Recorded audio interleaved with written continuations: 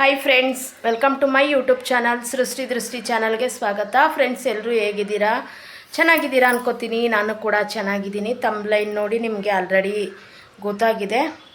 ನನ್ನ skin care ಬಗ್ಗೆ ನಾನು ಯಾವ ರೀತಿ ನಿಮ್ಮ ಜೊತೆ ನಾನು ಯಾವ ರೀತಿ ಉಪಯೋಗಿಸ್ತೀನಿ ನನ್ನ ಸ್ಕಿನ್ನ, ಅದನ್ನು ನಿಮ್ಮ ಜೊತೆ ಶೇರ್ ಮಾಡ್ಕೋಬೇಕು ಅಂದ್ಕೊಂಡು ಬಂದೀನಿ.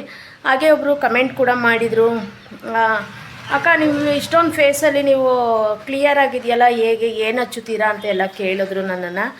ಹಾಗಾಗಿ ಇವತ್ತಿನ ವೀಡಿಯೋನ ನಾನು ಸ್ಟಾರ್ಟ್ ಮಾಡ್ತಾಯಿದ್ದೀನಿ. ಬನ್ನಿ, ನನ್ನ ಸ್ಕಿನ್ ಕೇರ್ ಬಗ್ಗೆ ನಾನು ನಿಮ್ಮ ಜೊತೆನೇ ಇವತ್ತು ಶೇರ್ ಮಾಡ್ಕೋತಾ ಇದ್ದೀನಿ. ಮತ್ತು ನಾನು ಯಾವುದೇ ₹1 ಖರ್ಚು ಮಾಡಿ ನಾನು ಪಾರ್ಲರ್ಗೆ ಹೋಗಿ ಫೇಶಿಯಲ್ ಮಾಡಿಸ್ಕೊಳ್ಳೋದಾಗಿರ್ಬೋದು, ಯಾವುದೇ ನಾನು ಮಾಡೋದಿಲ್ಲ.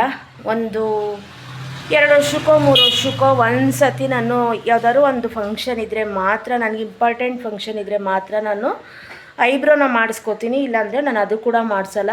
ಯಾಕಂದರೆ ನಾನು ನಿಂತ್ಕೊಂಡು ವ್ಯಾಪಾರ ಮಾಡೋದು, ರಸ್ತೆ ಬದಿಯಲ್ಲಿ ನಿಂತ್ಕೊಂಡು ವ್ಯಾಪಾರ ಮಾಡೋದು, ನಾನು ಯಾವ ರೀತಿ ಇರಬೇಕೋ ಆ ರೀತಿಯೇ ಇರ್ತೀನಿ. ನಾನು ಯಾವುದೇ ಕಾರಣಕ್ಕೂ ಚೇಂಜ್ ಆಗಿಲ್ಲ. ಹಾಗಾಗಿ ನಾನು ಯಾವುದೇ ಪಾರ್ಲರ್ಗೆ ಹೋಗಿ ಫೇಶಿಯಲ್ ಮಾಡಿಸ್ಕೊಳ್ಳೋದಾಗಿರ್ಬೋದು, ಬೀಚ್ ಮಾಡಿಸ್ಕೊಳ್ಳೋದಾಗಿರ್ಬೋದು ಯಾವುದೂ ಮಾಡೋದಿಲ್ಲ. ನನ್ನ ಮನೇಲೇ ಯಾವ ರೀತಿ ಅಂದರೆ, ನಾನು ಡೈಲಿ ಅಪ್ಲೈ ಮಾಡೋದಿಲ್ಲ. ಎಲ್ಲಾದರೂ ಹೋಗಬೇಕು ಅಂದರೆ ಒಂದು 3-4 ದಿನ ಅಂತ ನನ್ನ ಫೇಸ್ಗೆ ಹಚ್ಕೋತೀನಿ. ನೀವೆಲ್ಲರೂ ಇದನ್ನು ಡೈಲಿ ಮನೇಲಿ ಹಚ್ಕೊಂಡ್ರೆ ಕಲರ್ ಕೂಡ ಬರ್ತೀರಾ, ಮತ್ತು ಸ್ಕಿನ್ನು ನಿಮಗೆ ವೈಟ್ನೆಸ್ ಆಗಿರೋದು, ಬ್ಲ್ಯಾಕ್ನೆಸ್ ಆಗಿರ್ಬೋದು ಯಾವುದು ಇರೋದಿಲ್ಲ. ಮತ್ತು ಓಪನ್ ಪೋರ್ಸ್ಗಳಲ್ಲಿ ಹೋಗಿ ನಮ್ಮ ಸ್ಕಿನ್ ಒಳಗಡೆ ಕೊಳೆ ಕೂತ್ಕೊಂಡಿರಬಹುದು, ಅದೆಲ್ಲ ಯಾವುದು ಬರೋಲ್ಲ. ಮತ್ತು ಕಣ್ಣಿನ ಕೆಳಗಡೆ ಬ್ಲ್ಯಾಕ್ ಆಗಿರೋದಾಗಿರ್ಬೋದು ಅದೆಲ್ಲ ಕ್ಲಿಯರ್ ಆಗುತ್ತೆ.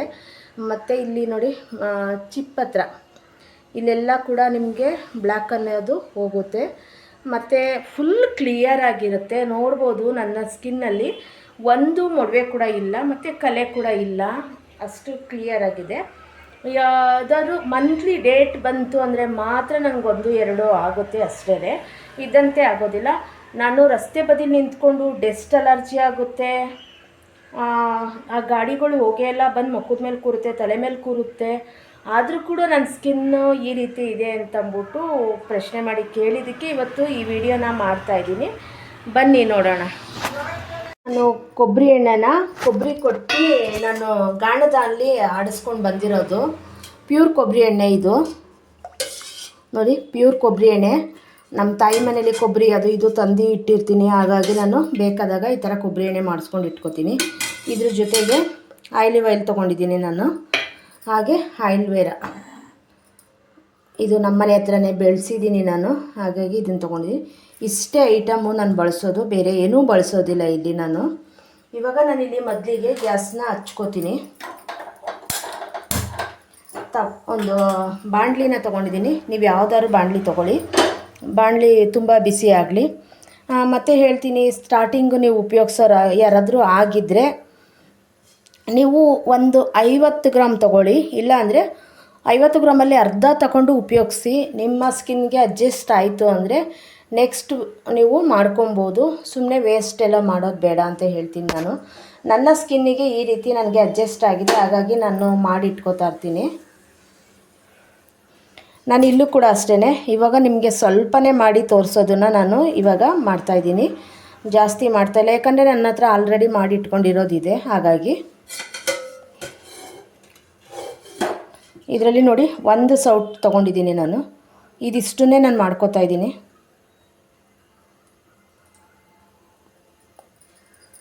ಚೂರು ಹಾಕೋ.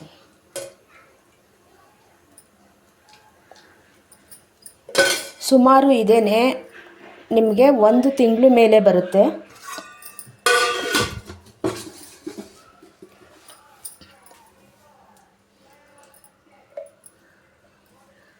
ಇದ್ರ ಜೊತೆಗೆ ಆಯಿಲ್ ಹಾಕ್ಕೋತಾ ಇದ್ದೀನಿ ನಾನು.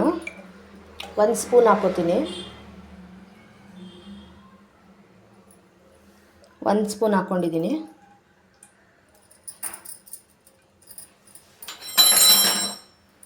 ಇದೆಲ್ಲ ನ್ಯಾಚುರಲಾಗಿ ನಾವು ಅಡುಗೆಗೆ ಉಪಯೋಗಿಸೋ ಅಂಥದ್ದೇನೆ, ಹೊಟ್ಟೆ ಒಳಗೆ ಹೋಗೋ ಅಂಥ ಪದಾರ್ಥಗಳೇ. ಕೊಬ್ಬರಿ ಎಣ್ಣೆ ಕೂಡ ನಾವು ಯೂಸ್ ಮಾಡ್ತೀವಿ. ಆಯುರ್ವೇದನೂ ಕೂಡ ಆಯುರ್ವೇದನೂ ಅಷ್ಟೇ, ಆಯುರ್ವೇದಿಕ್ಕಾಗಿ ನಾವು ಹೊಟ್ಟೆ ಒಳಕ್ಕೆ ತೊಗೋತೀವಿ. ಈ ವೈಟ್ ಡಿಸ್ಚಾರ್ಜ್ ಆಗೋರು ಅಂಥವ್ರೆಲ್ಲರೂ ಕೂಡ ಇದನ್ನು ಬೆಳಗ್ಗೆ ಖಾಲಿ ಹೊಟ್ಟೆಯಲ್ಲಿ ತಿಂತಾರೆ. ಹಾಗಾಗಿ ಪ್ರತಿಯೊಂದು ಕೂಡ ನಾವು ಹೊಟ್ಟೆಗೆ ತೊಗೊಳ್ಳೋ ಅಂಥ ಪದಾರ್ಥನೇ ಇಲ್ಲಿ ನಾನು ತೊಗೊಂಡಿರೋದು. ಎಣ್ಣೆ ಕಾಯಿಲಿ ಅದೆರಡೂ ಅಲ್ಲಿವರೆಗೂ ನಾನು ಇದನ್ನು ಕಟ್ ಮಾಡ್ಕೋತೀನಿ.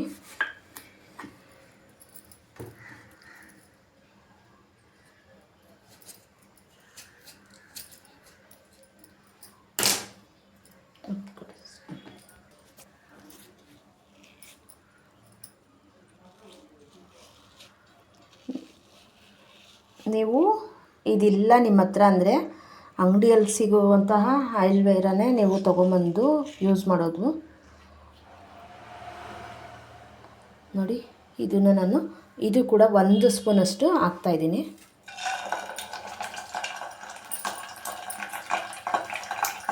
ಈಗಿಷ್ಟು ಕೂಡ ಇವಾಗ ಚೆನ್ನಾಗಿ ಬೇಯಬೇಕು. ಇದು ಮೀಡಿಯಮ್ ಉರಿಲೇ ಇದು ಬೇಯಬೇಕು.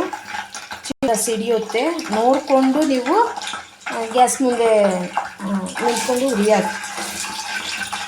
ಈ ಥರ ಎಲ್ಲ ತಿರುಗಿಸೋದು ಉರಿಯೋದು ಎಲ್ಲ ಮಾಡುತ್ತೀರಲ್ಲ ನೀವು, ಆ ರೀತಿ ಮಾಡೋಕ್ಕೆ ಹೋಗಬೇಡಿ. ನೋಡಿ ಇವಾಗ ಆಯಿಲ್ ರೆಡಿಯಾಗಿದೆ. ಗ್ಯಾಸ್ ಕೂಡ ಆಫ್ ಮಾಡ್ಕೊಂಡಿದ್ದೀನಿ ನಾನು. ಒಳ್ಳೆ ಘಮ ಬರ್ತಾಯಿದೆ. ಇದು ಬಿಸಿ ಆರಬೇಕು. ಇವಾಗ ಆರೋದಕ್ಕೆ ಬಿಟ್ಟಿದ್ದೀನಿ ನಾನು. ಆರೋದ್ಮೇಲೆ ಸಿಗ್ತೀನಿ. ಈಗ ಇದನ್ನು ನಾನೊಂದು ಬಟ್ಲಿಗೆ ಹಾಕೋತಾ ಇದ್ದೀನಿ.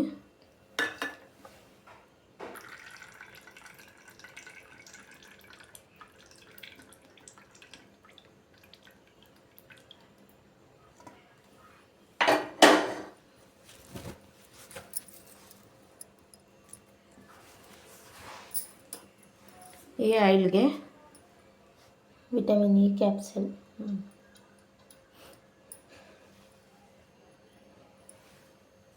ಇದನ್ನು ಒಂದನ್ನು ಹಾಕೋತಾ ಇದ್ದೀನಿ. ವಿಟಮಿನ್ ಕ್ಯಾಪ್ಸೂಲ್ ಒಂದು ಟ್ಯಾಬ್ಲೆಟ್ನ.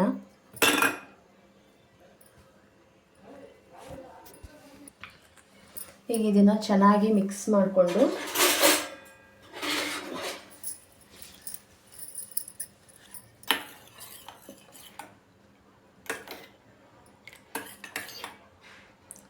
ಇದನ್ನು ನೀವು ಒಂದು ಡಬ್ಬಿಗೆ ಹಾಕಿ ಸ್ಟೋರ್ ಮಾಡ್ಕೊಂಡು ಫ್ರಿಜ್ಜಲ್ಲಿ ಇಟ್ಕೊಂಡ್ರೆ ಇದು 1 ತಿಂಗಳು ಬರುತ್ತೆ ನಿಮಗೆ ಸ್ಕಿನ್ಗೆ ಅಪ್ಲೈ ಮಾಡೋದಕ್ಕೆ. ಇವಾಗ ಬನ್ನಿ ನಾನು ಯಾವ ರೀತಿ ಸ್ಕಿನ್ಗೆ ಅಪ್ಲೈ ಮಾಡೋದು ಅಂತ ತೋರಿಸ್ತೀನಿ. ಇವಾಗ ನೋಡಿ, ಇವಾಗ ಆರಿದೆ. ಇದನ್ನು ಫ್ರಿಜ್ಜಿಗೆ ಸ್ಟೋರ್ ಮಾಡಿ ಇಟ್ಕೊಳ್ಳೋಕ್ಕೂ ಮುಂಚೆ ನಾನು ಅಪ್ಲೈ ಮಾಡಿ ತೋರಿಸ್ತಾ ಇದ್ದೀನಿ.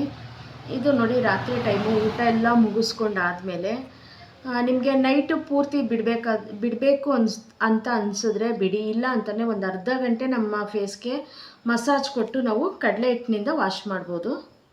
ನೋಡಿ ಸಾಕು, ಇಷ್ಟೇ. ನನ್ನ ಮುಖಕ್ಕೆ ಇಷ್ಟು ಸಾಕು.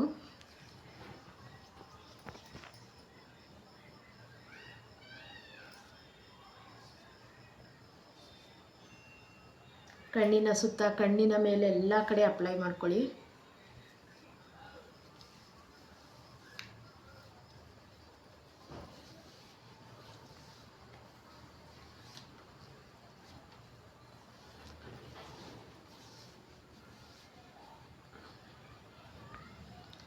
ಸ್ವಲ್ಪ ಸ್ಮೂತಾಗಿ ಮಸಾಜ್ ಕೊಡಿ.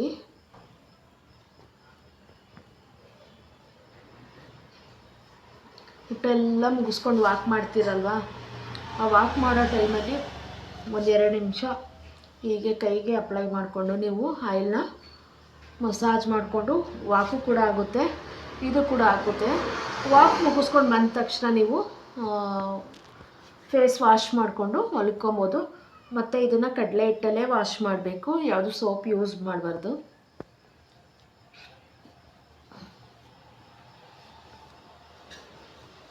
ಈ ರೀತಿ ಅಪ್ಲೈ ಮಾಡಿ ವಾಶ್ ಮಾಡ್ಕೊಬೇಕು. ನಿಜವಾಗ್ಲೂ ಇದು ಯಾರಾದರೂ ಮನೇಲಿದ್ದವ್ರು ಯೂಸ್ ಮಾಡಿ ನೋಡಿ, ನಿಮಗೆ ರಿಸಲ್ಟ್ ಏನು ಅಂತ ಗೊತ್ತಾಗುತ್ತೆ. ನಾನು ಬಿಸಿಲಲ್ಲಿ ಹೋಗಿ ನಿಂತ್ಕೊಂಡು ಬೆಳಗ್ಗೆ ನಾನು 6:30-7 ಗಂಟೆಗೆ ಹೋಗಿ ನಿಂತ್ಕೊಂಡ್ರೆ ಮಧ್ಯಾಹ್ನ ನಾನು 2 ಗಂಟೆ ಆಗುತ್ತೆ ಮನೆಗೆ ಬರೋದು. ನಾನು ನಿಂತ್ಕೊಳ್ಳೋ ಜಾಗದಲ್ಲಿ ಒಂದು ಚೂರು ಕೂಡ ನೆರಳಿಲ್ಲ. ತುಂಬಾ ಬಿಸಿಲು ಅಂದರೆ ಬಿಸಿಲು. ಆ ಬಿಸಿಲಲ್ಲಿ ನಿಂತ್ಕೊಂಡು ವ್ಯಾಪಾರ ಮಾಡ್ತಾಯಿರ್ತೀನಿ. ಆ ಬಿಸಿಲಲ್ಲೂ ಕೂಡ ನನ್ನ ಫೇಸ್ ಈ ರೀತಿ ಇದೆ ಅಂದರೆ ನಾನು ಇದೇ ಆಯಿಲ್ನ ಯೂಸ್ ಮಾಡೋದು. ನಿಜವಾಗ್ಲೂ ನೀವು ಒಂದ್ಸತಿ ನೀವು ಮಾಡಿಟ್ಕೊಂಡು ಟ್ರೈ ಮಾಡಿ, ಒಂದು 7 ದಿನ ಉಪಯೋಗಿಸಿ, ನಿಮಗೆ ಈ ರಿಸಲ್ಟ್ ಏನು ಅಂತ ಗೊತ್ತಾಗುತ್ತೆ. ಚಿಕ್ಕವರಿಂದ ದೊಡ್ಡೋರ್ವರೆಗೂ ಕೂಡ ಯೂಸ್ ಮಾಡ್ಬೋದು. ಯಾವುದೇ ಕೆಮಿಕಲ್ ಬಳಸಿಲ್ಲ, ನಾವು ನ್ಯಾಚುರಲ್ಲಾಗಿ ಮನೆಯಲ್ಲೇ ಮಾಡ್ಕೊಂಡಿರೋಂತಹ ಆಯಿಲ್ ಇದು. ನೀವು ಹೊರಗಡೆ ಅಮೌಂಟ್ ಕೊಟ್ಟು ತಂದು ನೀವು ಫೇಸು ನಮಗೆ ಕಡ್ತಾ ಬಂತು, ಉರಿ ಆಯಿತು, ಸ್ಕಿನ್ ಅಲರ್ಜಿ ಆಯಿತು ಅನ್ನೋದಕ್ಕಿಂತ ನಮ್ಮ ಅಡುಗೆ ಮನೆಯಲ್ಲೇ ಸಿಗುವಂತಹ ಪದಾರ್ಥದಿಂದ ನೀವು ಯೂಸ್ ಮಾಡಿ, ನಿಮ್ಮ ಫೇಸ್ಗೆ ಅಪ್ಲೈ ಮಾಡಿ. ನೀವು ಇದಕ್ಕಿನ್ನೂ ಬೇಕು ಅಂತಂದರೆ ದಾಳಿಂಬೆ ಸಿಪ್ಪೆನ ಹಾಕಿ ಯೂಸ್ ಮಾಡ್ಬೋದು. ಇವತ್ತು ನನ್ನ ಹತ್ರ ದಾಳಿಂಬೆ ಸಿಪ್ಪೆ ಇರಲಿಲ್ಲ. ನಾನು ದಾಳಿಂಬೆ ಹಣ್ಣು ತಂದಾಗ ದಾಳಿಂಬೆ ಹಣ್ಣನ್ನು ನೀವು ತಿಂದ್ಬಿಟ್ಟು ಸಿಪ್ಪೆನ ಎಸೆಯೋದಕ್ಕೂ ಮುಂಚೆ ವಾಶ್ ಮಾಡಿ ನೀವು ಈ ಥರ ಎಣ್ಣೆಲೆಲ್ಲ ಕುದಿಸಿ ನೀವು ಇಟ್ಕೊಂಡು ಟ್ರೈ ಮಾಡಿ. ಅದರಲ್ಲಿ ನಮಗೆ ವಿಟಮಿನ್ಸ್ಗಳೆಲ್ಲನೂ ಬೇಕಾದಂಥವು ನಮಗೆ ಸಿಗುತ್ತೆ. ಯೂಸ್ ಮಾಡಿ ನೋಡಿ, ನಿಮಗೆ ಗೊತ್ತಾಗುತ್ತೆ. ಮತ್ತು ಅದನ್ನು ಕಷಾಯ ಮಾಡ್ಕೊಂಡು ಕೂಡ ಕುಡಿತಾರೆ. ಜೀರ್ಣಾಂಗ ಯಾರಿಗೆ ಜೀರ್ಣ ಆಗ್ತಿರೋದಿಲ್ಲ ಅವ್ರಿಗೆ ತುಂಬಾ ಒಳ್ಳೆಯ ಉಪಯೋಗ ಇದೆ ದಾಳಿಂಬೆ ಸಿಪ್ಪೆಯಿಂದ. ಒಂದು ಸತಿ ಈ ಆಯಿಲ್ನ ನೀವು ಹಚ್ಚಿ ನಿಮ್ಮ ಫೇಸ್ಗೆ ಹೇಗಿತ್ತು ಅಂತ ಕಮೆಂಟ್ ಬಾಕ್ಸಲ್ಲಿ ನನಗೆ ಕಮೆಂಟ್ ಮಾಡಿ.